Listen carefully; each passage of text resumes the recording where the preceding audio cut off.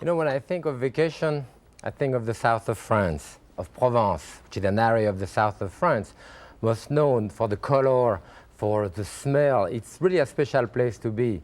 And when I think of Provence, I think of Arles, that town where the Pope used to live in France when the Pope moved in Avignon, close to Arles. And eventually the whole area was very well known for the wine and the food of the area. It is also very well known for a famous painter, particularly Van Gogh. Van Gogh lived and died in Arles, did some of his best painting there. And our menu today is dedicated to Van Gogh. And what I want to start with is a daube of beef, that is a type of stew of beef, Arlesian in the style of Arles. And what we're going to do first is to start with a piece of beef, which is a shoulder blade steak. It's very lean, and I'm cleaning it up even of any other type of sinew or fat that there is on top. You could do a steak with that. You know, I'm doing a stew. It's very moist and tender. There is a large sinew in the center of it, right there. And that sinew, I will leave it for what we are doing today. If I were to do a steak, a regular steak, I may cut it along the sinew. There is a bit of fat again on this side. Not really fat. As you can see, it's more what we call silver skin, which we want to remove in this way.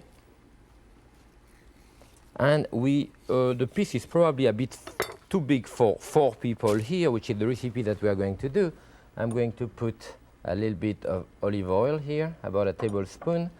And we cut 4 steaks out of this. The steak about 6 ounces this way. This is called different name in different part of the country.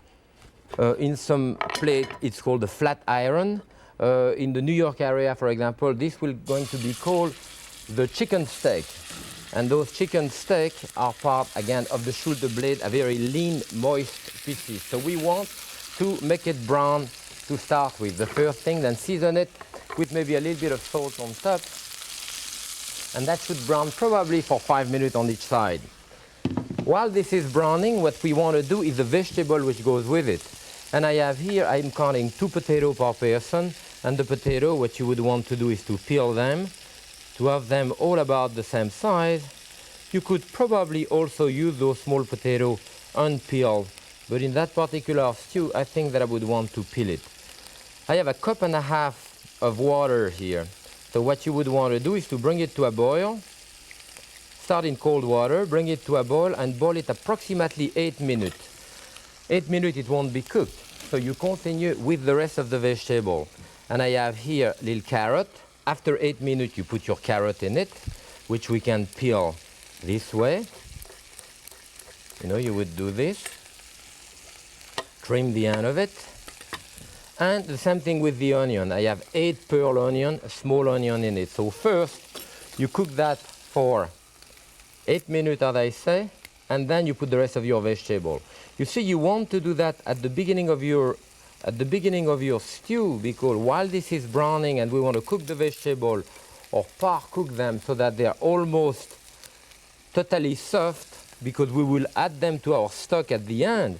But what we want to do, which is, I think is a very good idea, is actually to use the juice of those vegetables in the stock.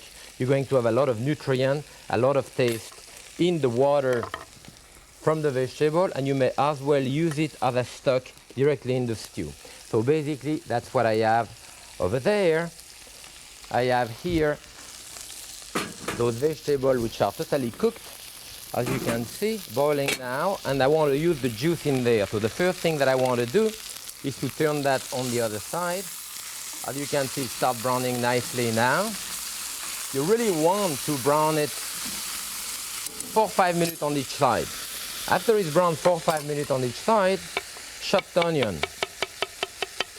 So I put about a cup and a quarter on a medium onion, chopped onion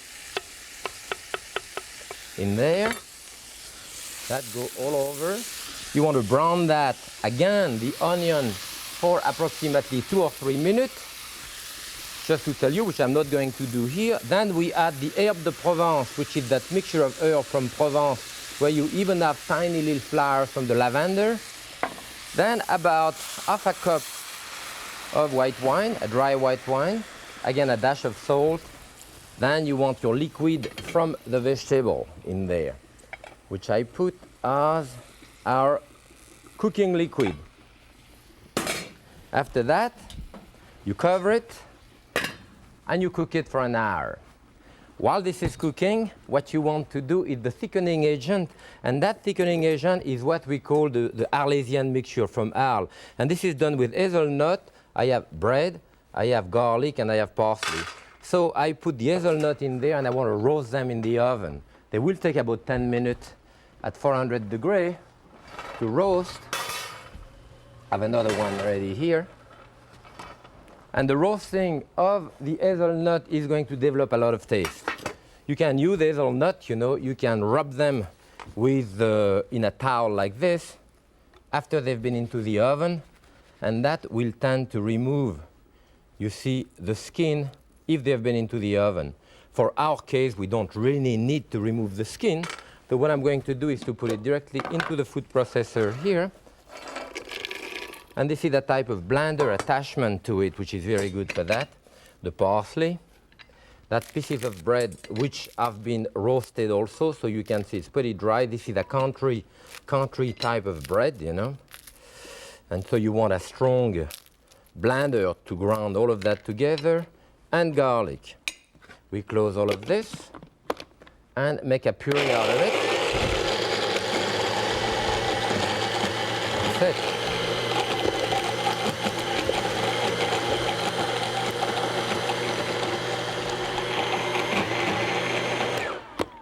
Beautiful mixture that I have in there.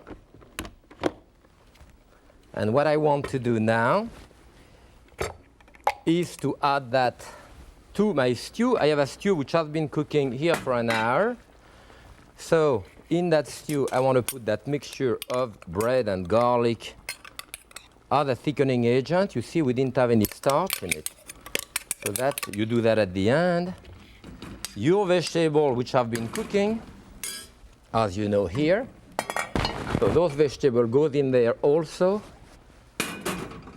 And the last addition to our stew is actually tomato, which I have here.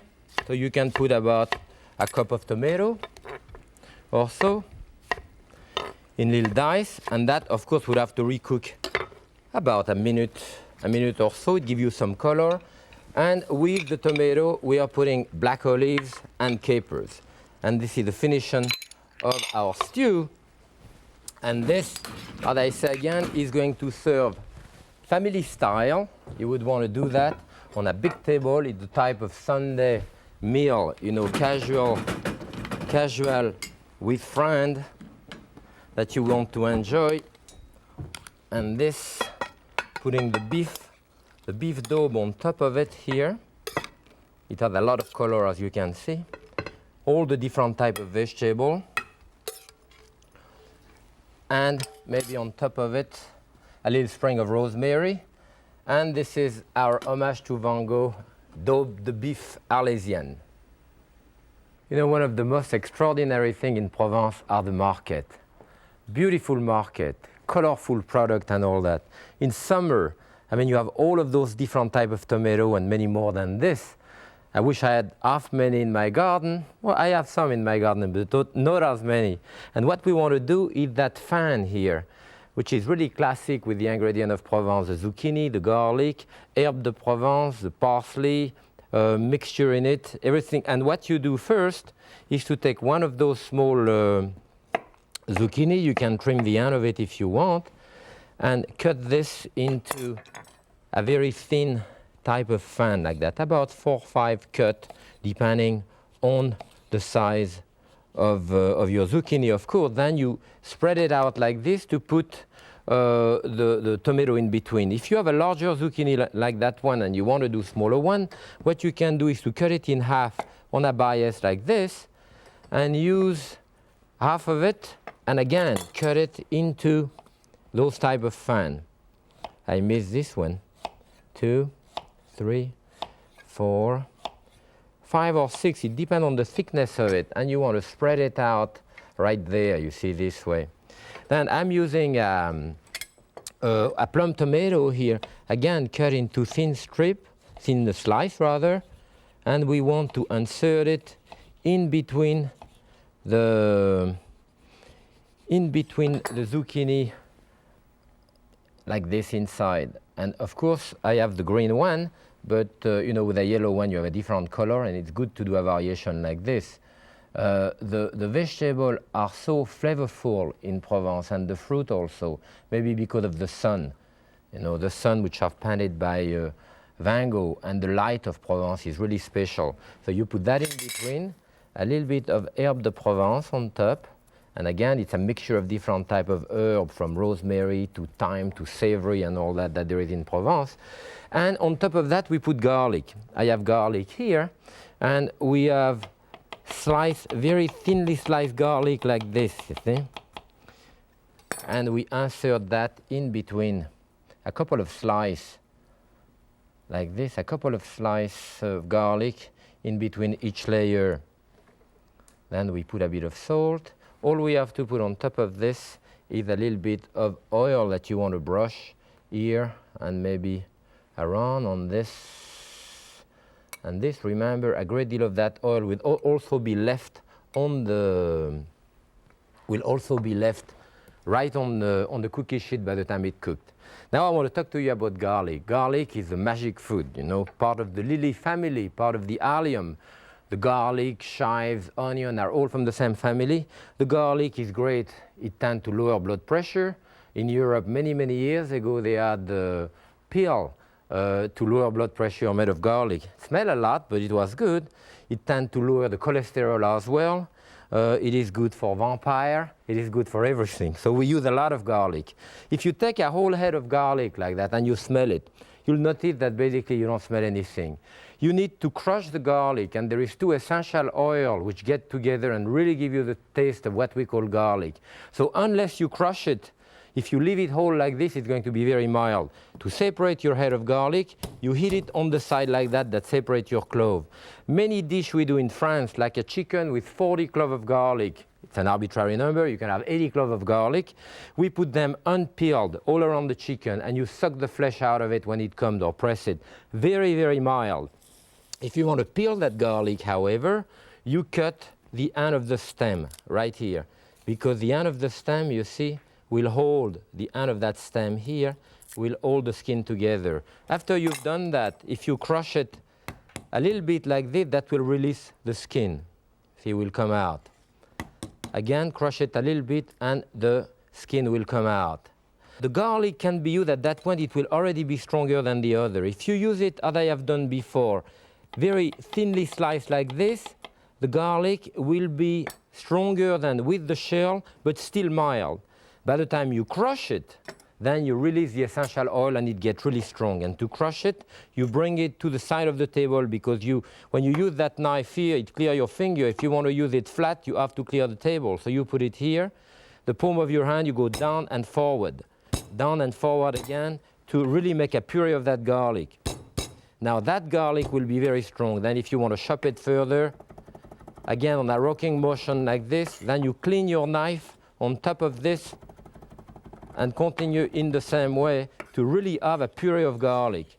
Now the puree of garlic we do also in the south of France in a mortar and pestle. You make a puree like this. This is where the garlic is the strongest in puree. The least you cook it, the strongest it is. If you mix that into a beef burgundy, a stew, by the time it cooks, it kind of oxidizes and you have a faint taste of garlic. But like in escargot, in the snail in France, you just mix that with butter, salt, pepper, and so forth, and mix it, or put it on shrimp or whatever you want at the end. That will be very, very strong at that point. So the least you cook it, the stronger it is. The more you cook it, the fatter it gets.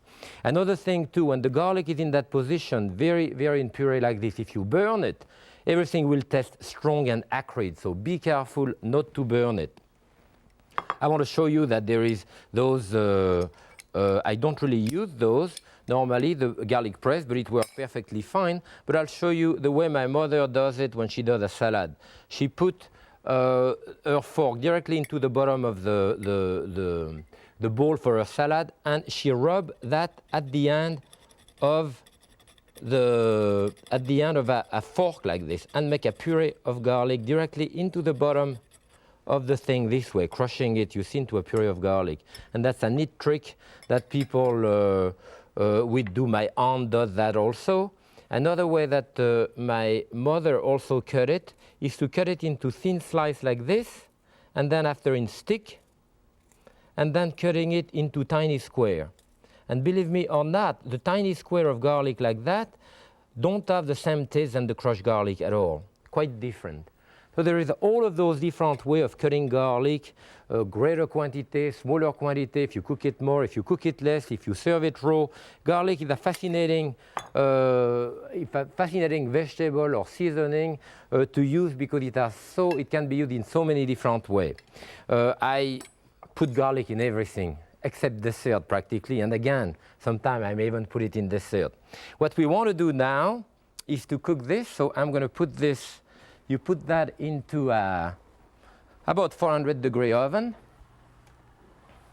Whoop, I have one cooking here, which is ready. Beautiful, you want that nice and soft as this one is. And you want to serve it flat this way. Maybe I'll dare to turn this one upside down to look at the other side. See, the other one is nice too, but I would probably prefer to put the first side where I had more of the herbe de Provence showing. So maybe I'll remove that one and put this one, which look good. Here, I like it well done, you know, as it is now soft and very fragrant. I can smell it. What you want to do, if you can afford it, a little more calorie, put a tiny bit of olive oil on top if you want. It's optional. And that would be a beautiful, really Provençal type of first course. And now let's move to our dessert. I have a nice dessert from Provence also. I'm going to do a dessert with creme de cassis. The cassis, I have it here. This one I made. I do it sometime at home. And this is black currant syrup. And we do a drink in different parts of France. I have some cassis in it, very known in Dijon, named after the Bishop of Dijon, which is called the Kir. And it's a little bit of cassis. We do it with a blackberry also syrup or the black currant. And I'm using here a Swiss wine, a Fendant du Valais, which is very astringent and all this. So in the Dijon, they call that a Kir. In Lyon, where I come from, the proportion is good. Don't put any ice and no lemon peel in it. That's the way it should be. In Lyon, where I come from, we call it a blanc cassis, a cassis with. And there is another drink we do it with red wine also. And with red wine, we call it a communard, la communiste. It's red on red. So we do it with a Beaujolais. So what I do here, I cut the end of my strawberry. I'm going to have strawberry in there and cut them into dice. We want to put some creme de cassis in there, a little bit of sugar. You know, you want to maybe 2 tablespoons of sugar, maybe a little more creme de cassis. And we are into wine here. I'm using another wine from the south of France. This one is actually from around here. It's from the Contra Costa, so from California, except that it's a Mourvèdre. It's a type of grape which is very particular to the south of France or to the Rhône Valley. In Bandol, for example, which is just above Toulon, the greatest wine there are the Mourvèdre, which is a grape which was unknown in this country a few years ago, and now people are starting to use those very interesting grapes from the Rhône Valley, from Viognier, Mourvèdre, Séranne, Marsanne, Syrah, Cinsault, Grenache. All of those are different grapes that are not used that much or were not used that much in this country and now are getting to be used. What you would want to do with that is to let that marinate a little bit, maybe an hour and a half, and before you serve it in goblet. I would like to serve it in goblet like this. You can actually use the top of your berry to do a little bit of decoration around here. You know, always use the fruit that you're using. We have another type of, different type of berry here, from blueberry to raspberry, so you could use those around also. You can put a couple of those for black dots. Actually, it is hard to find on the market here, but if you've had the black currant, it looks this way. You could use that. Of course, since we are putting the cassis, so it'd be good to put the black currant in it. There is many other type of fruit, any other type of berry that you could do with the same red wine type of mixture. Try to use a wine which corresponds to your dinner as we have done here, except from the Swiss wine that we are serving as an aperitif here. And I'm using it because it is very astringent and it looks very well on it. So what I'm going to put, maybe it's a little piece of mint on top of that for color. And this will be an absolutely perfect finish for our homage to Van Gogh and our dinner from Provence, the south of France. We had a real relaxing menu today, and when I relax in the kitchen, I like to have a little aperitif. What we call the blanc cassis in Lyon or the kir in Dijon. So in our menu of Provence, we're coming with that dessert of fruit, you know, with the strong taste of the cassis. And today, the menu that we did, that homage to Van Gogh, south of France, Arles with the daube, is really a classic menu which exemplifies what we do in today's gourmet. You see, we started with the zucchini, and those zucchini here with the tomato in it and the garlic, a little bit of olive oil. Those are very good roughage zucchini. The garlic, a lot of it. I talk about garlic. It lowers blood pressure, it lowers cholesterol, part of the lily family. Then we move to that daube of beef, Arlesian, named after that town of Arles in Provence. Now this is quite low in saturated fat. In fact, in that recipe, we have a third of the daily limit of your cholesterol, which is 300 milligrams. So we have about 100 milligrams of cholesterol in it, which is quite low. And it's a very flavorful type of stew. There is a lot of vegetable in it, and you should enjoy it without any guilt. And with this, we have a salad. We always have a salad in the kitchen with beautiful bread all the time. And finally, that dessert where we have, remember, we have the Creme de Cassis as well as the Mourvèdre. And of course, to go with that, we have the real classic wine of the Côte du Rhône, which is the Châteauneuf du Pape. And the Châteauneuf du Pape, this one, the Vieux Télégraphe, so-called, has mostly Mourvèdre in it, and Syrah, and Grenache, and sometimes up to 10 different types of grapes in there. This is a very full wine which comes right there from the south of France. I'm sure you're going to enjoy it with the food that we're going to do today. You can have it as an aperitif, or you can have it with your meal. We had several types of wine today, and very often I like to mix my wine in my menu. I really enjoy doing that menu for you. So relax, open a bottle of wine in the kitchen, have your friend come over, and enjoy cooking with them. I love to do it for you. Happy cooking.